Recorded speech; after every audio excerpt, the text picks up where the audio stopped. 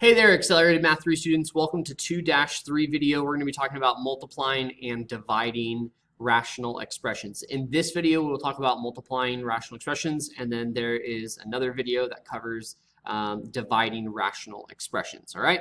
So the main thing that we're going to talk about today is breaking down rational expressions, kind of reducing, and then eventually multiplying and dividing. Okay. So we're going to go ahead and do that now. All right, so here is the step process in order to multiply two or more rational expressions. The first thing that we want to do, we want to factor all numerators and denominators, including the GCFs. Now we're going to do this in order to achieve step 2. But before we talk about that, I also want to kind of add in here like a step 1A, step 1B, and that would be identify excluded values. Okay, and this is going to come from the denominators of your factored form. So again, these are values that make our expressions undefined, and we can't have them. Okay. All right. So step 2 is to reduce all the common factors in the numerator and denominator, and I want to add this here. I'm going to put must match top and bottom. Please write it down. Must match top and bottom. Muy, muy importante. It has to be top and bottom, okay? Step 3, multiply straight across. Very, very easy. You just straight across, top and bottom. Okay, so, and then eventually we want our answer in standard form. So let's go ahead and look at an example and kind of put these into practice. All right, so step 1 that we were talking about was factor. So I'm going to go ahead and I'm going to take each piece and I am going to factor. So nothing to factor in my numerator, 3x squared, but in the denominator I have a trinomial that I can factor as x minus 4 times x plus 2.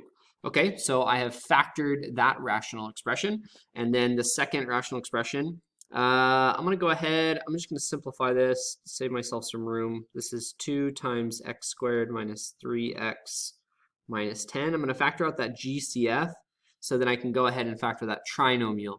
So I have 2 times, it looks like x minus 5 times x plus 2. All right. And then I have in the denominator x minus 5, x plus 3. Okay, so step 1, factor. I have done all of that. All right, next I'm going to go ahead and I'm going to do, I'm just going to add this in here. I'm going to do the excluded values. Okay, so what are my excluded values? This is x cannot be these values. They make our denominators 0. Okay, so again, the long process is to go ahead and take each factor here. I can take x minus 4, I can set it equal to 0, and I can solve by adding 4 to each side. This gives us x cannot be equal to 4. Okay, or you can just kind of take the opposite of all these values. So x minus 4, what makes that 0? Well, 4. Okay, positive 2, what makes that 0? Well, negative 2. Okay, 5, what makes that 0? A 5, sorry, x minus 5. Okay, and then x plus 3, what makes that 0? Well, negative 3. Okay, so there are the excluded values, right? And that we cannot include in our domain. All right, so you'll see why I kind of did that there. All right, step 2. Step 2, we want to go ahead and reduce now. So what cancels top and bottom, top and bottom? So I'm going to go ahead and highlight, I have a x minus 5 that matches in the bottom. It's like a game of Go Fish. I just get to match. Isn't it so fun when you find a match? Hey, x plus 2, you match. Right? Or like Mahjong. Have you ever played Mahjong? My mom plays it. I don't know. It's like a tile game. Okay. Anything else? Nope. Nothing else, right? Okay, and again, it's important. Factors have to match top and bottom. Can they match top and top? Can I cancel? No, no, you cannot do that. What happens if I have a matching factor bottom and bottom? Can I cancel those? No, you cannot do that. Okay, so it has to match top and bottom, top and bottom. Say it with me, top and bottom, top. Okay, do you guys get it? Top and bottom. All right, easy enough. All right, next, let me go ahead and cross this out. This is like my favorite part about these problems is I get to like say, you're gone, you're gone, you're gone, you're gone. I know, I'm a math teacher. It's the simple things in life. I get it. All right, 3, multiply. So now I'm going to actually execute the operation that I wanted to. I'm going to go ahead and multiply. And it's fairly simple. All you do is just multiply top to top, bottom to bottom, just straight across, okay? So this becomes 3 times 2 is 6x squared. And then I have x minus 4 times x plus 3. And we're not done. What we do need to go ahead and do is write this again in standard form. Standard form. So this is 6x squared over x squared plus 3x minus 4x, which we'll go ahead and combine those like terms to give us our final answer. Minus x. Okay, and then I'm going to include my excluded values here. X cannot be -3, -2, 4, and 5. Do they have to be in order? Yes. They're numbers. Put them in order. There you go. That's how you do it. Okay, let's go ahead and check out another example. Example 2. Okay, so what do we do first? Step 1. Factor. I'm going to factor. So this is x times x plus 8. Easy enough. 3x squared plus 15x. There is a GCF of 3x in there. So I have x plus 5. Okay, next, 6x plus 30. I'm going to take out a 6. It leaves me with the x plus 5. And then this trinomial, x plus 8, x plus 2. Okay, so we went ahead and we just factored those. If you're struggling with factoring, especially factoring trinomials, stuff like in this like kind of range here, these should be fairly simple for you. Okay, so let us know if you're struggling. All right, next I need to go ahead and I almost forgot. Step 1b. Step 1b, excluded values. Okay, what can x not be? X cannot be, well, it can't be a 0, right? So the 3, that x here, okay, so 0. Cannot be a 0. X plus 5 cannot be -5. X plus 8 cannot be -8. And x plus 2 cannot be -2. Okay, so these are our excluded values, -8, -5, -2, and 0. Okay, and I do it now because I'm about to kind of mark up the problem, and it's hard to kind of see those excluded values after I do things like this. Like x plus 8, I'm going to go ahead and reduce those. Okay, how about x plus 5? Can I reduce those? You betcha. Okay, and then look, I have an x and an x. Okay, so those are going to cancel. And then I even have numerical factors that reduce. 6 and 3, those are reducible by 3. So I'm going to go ahead and cancel this. I'm going to cross out. Right, sorry for the sound effects. It's fun. 6 and 3. Okay, so the 3, when I reduce by 3, this turns into a 1. The 6, this turns into a 2. Okay, another thing that students often kind of find tricky is, hey, I canceled out everything in this numerator. So what's left over? And the answer is a 1. It's a value of 1. So when you reduce stuff top and bottom, that's the same, right? Like what's 5 divided by 5? Well, it's 1, right? It's a number of 1. Okay, so just a little advice. Okay, now we're going to go ahead and do step 2. Reduce right? That's what we were doing here also. Now step 3, multiply. Okay, and I'm going to do that straight across. So 1 times 2 gives us 2. And in the denominator, again, I have a 1 down here. 1 times x plus 2 gives me x plus 2, where x cannot be any of these values. Okay? All right.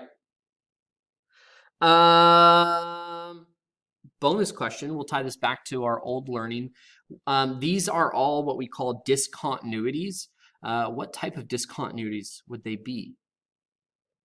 What type of discontinuities would they be? Well, think about these here, 0, -5, and -8. Didn't we cancel those? So when we cancel factors top and bottom, what gets produced? A whole. Okay, what about this -2 right here? Well, it's a comes from a factor in the denominator.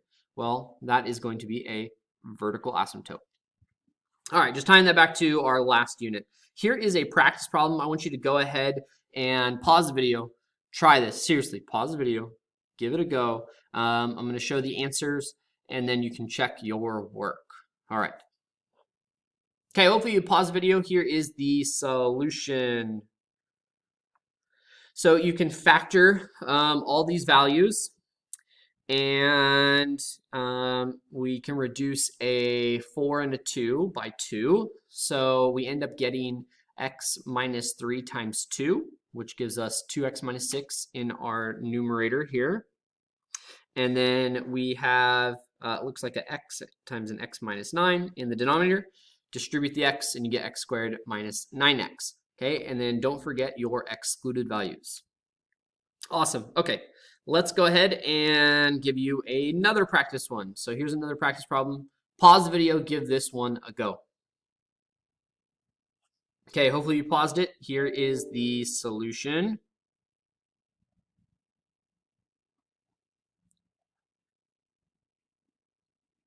Okay, and this one, hopefully you saw the difference of squares. Once we go ahead and factor out a GCF of 5 here, you also have the difference of squares, which turns into x plus 1, x minus 1. Okay, awesome, cool. All right. All right, so what I'm going to go ahead and talk about next is I just have one more example. We're going to multiply some rational expressions that are just a collection of, I guess they're monomials with some exponent rules. So I just want to remind you of the properties of rational exponents. And pretty much simplistically is when you are multiplying, when you're taking a product and you have powers, you need to go ahead and add. So when you multiply, you add. Okay, and an example of this would be what's 12 to the power 1/2 times 12 to the power of 3/2. Well, you're just going to add those exponents. Okay, what happens when we are dividing? When we're dividing the quotient of powers property, well, this says when you divide, okay, a base that's the same, you go ahead and subtract the powers. Okay, so I have 125 to the power 2/3 divided by 125 to the power 1/3. Well, I'm going to go ahead and subtract those. And sometimes this is kind of confusing. I like to simplify it. Like, what is 5 to the 3rd power divided by 5 squared? Well, this is just 5 to the power of 3 minus 2. When you divide and the base is the same, subtract the exponents. Okay, same up here. What is 5 cubed times 5 squared? I'm going to add those. 5 to the power of 3 plus 2. Okay. All right. Now another property that we're going to be dealing with, which really throws some people off, but it's simple, very simple, is the negative exponent property. The negative exponent property. And the negative exponent property says that you move a power from the numerator to the denominator, and it changes the sign, okay, on the exponent. So very, very simple. I have 36 to the power of 1/2.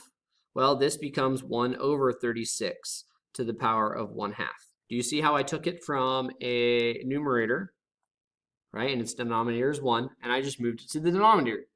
Very, very simple. Okay, so an example of this would be, what is 5 to the power of negative 2? Well, that is 1 over 5 to the power of positive 2. So I take it from the numerator, put it in the denominator, the exponent changes.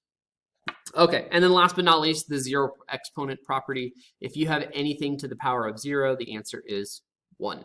Okay, all right. So now that we've reviewed those, here we are. We are going to go ahead and find the product. And they add this little caveat. We don't have to worry about excluded values. They say assume all denominators are not equal to 0. Okay, so that's nice, and that's going to help us out. All right, so the first thing that we're going to go ahead and do with these problems is go ahead and reduce, and I'm going to reduce the coefficients. So reduce coefficients. And I kind of separate the coefficients and the variables because there's a lot going on in these problems. So I'm going to go ahead and reduce a 2 and a 4. This becomes a 1. This becomes a 2.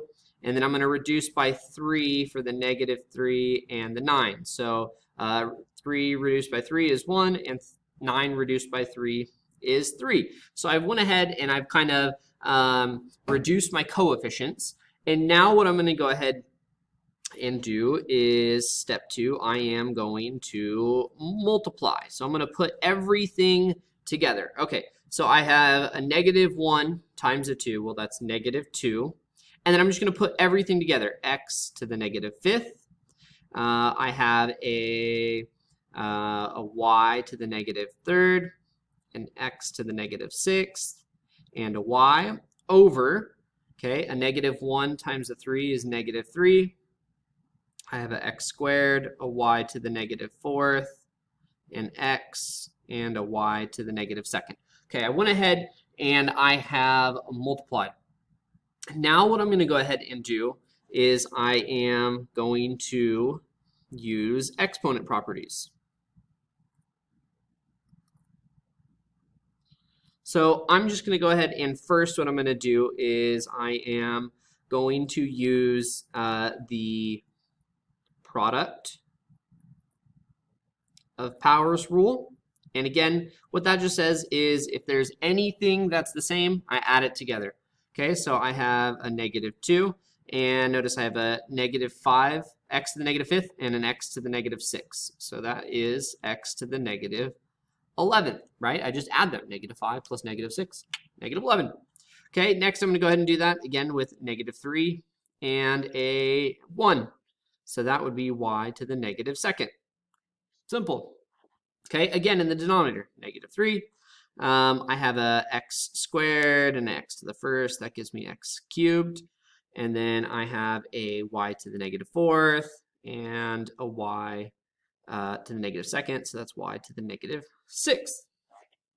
Okay. All right, next. What I like to do here is I like to go ahead and use the negative exponent property.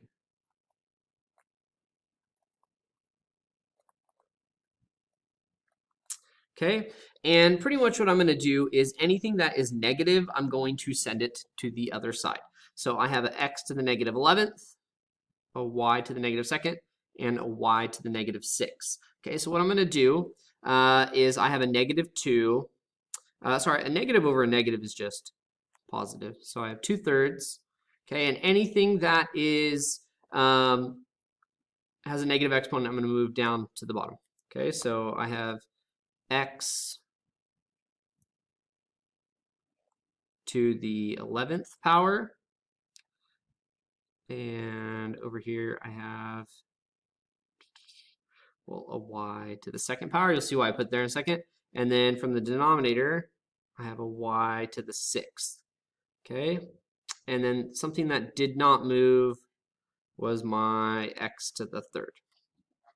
Okay, almost done, I promise. What I'm going to go ahead and do now is I'm again going to combine my powers. So I have 2y to the 6. Here I have an x to the 11th and a y cubed. So that is x to the 14th power. And then I have a y squared. Okay, last but not least, I'm going to go ahead and reduce here. And it's also what's known as the quotient of powers property. Okay, and what I can go ahead and do is I can cancel some of these, right? Y to the 6 over y squared. Imagine them canceling out. I have 6 y's on top, 2 y's on the bottom, and they just reduce. So naturally, I should have a y to the 4th power. Another way of thinking about it is I'm dividing the same variable. Okay, so their powers subtract. 6 minus 2 gives you 4. So I have 2y to the 4th over 3x to the 14th. And that, my friends, is your answer. Okay, next example. So here is a practice problem. Please go ahead, pause this one. Here in a moment will be the solutions. Okay, so hopefully you try this one. Here is the solutions.